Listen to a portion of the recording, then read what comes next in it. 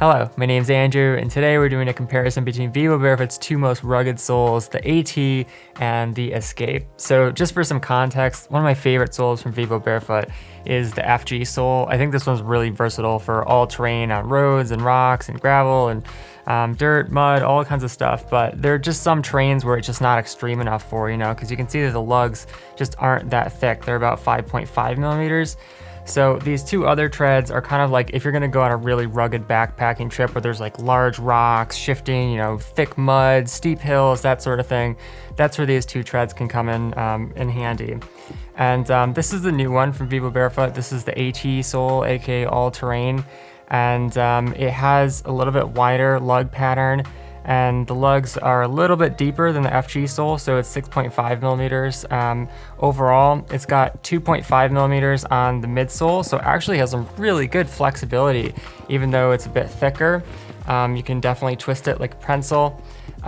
There's some medium space between the lugs as well, so this is why they call it the AT sole, because it's really good for both mud and firm ground, rocks, all kinds of stuff. Each one of the lugs has a chevron shape to it, so this really helps when you're going up hills. They kind of work like claws, holding you, giving you traction, and then the same thing going down. They're reversed in the back. And then the AT tread does have a little bit closer pattern in the back with slightly bigger lugs. And this is because when you're going down a hill, usually your heel's hitting down and you're really grinding, that rubber there. So this helps with durability long term.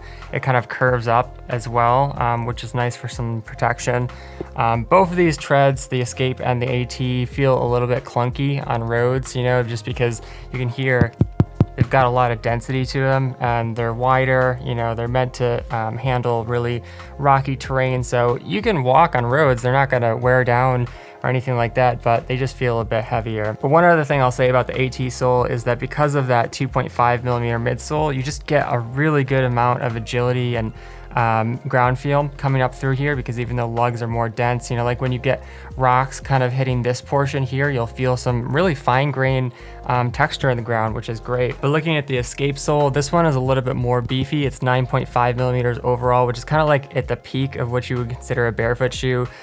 You can get a little bit of ground feel because again, it's 2.5 millimeters in here for the midsole.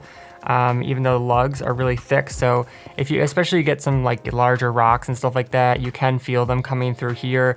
But if you're walking on like flat rock and you're trying to pick up the little texture, on the rock, you're probably not gonna get that with these lugs because they are 7 millimeters thick. So there's not much feel coming through there.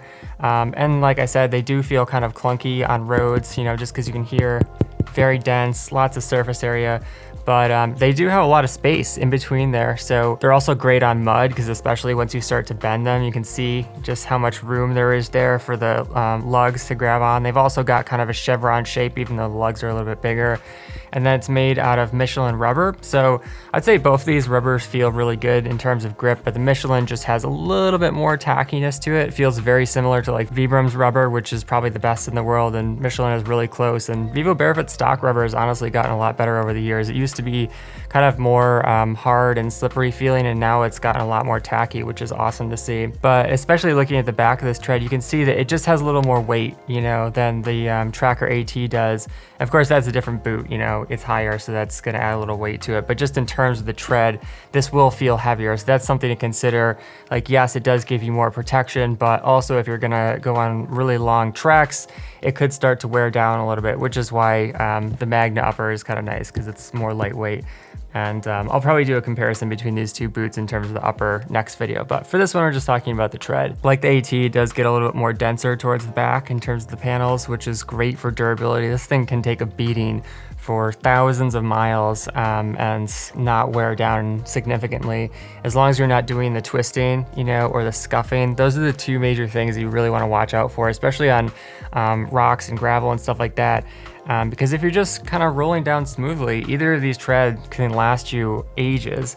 because they're so thick and the rubber is really high quality, it's dense. But overall, for both of these soles, it's just impressive what Vivo Barefoot's been able to do with such a thick tread and then giving you so much flexibility and agility, you know, even though you do have a little bit of extra weight with the Escape especially. Final thing to note with either of these treads is because they're a little bit thicker, it does help to have an insole in there. This is a thin wool felt insole that I use a lot. You can get thicker ones, or you can use Vivo Barefoot's kind of space blanket insulated insole, which can work well. It just has a little more structure, which is why I like these. They're softer and more bendy.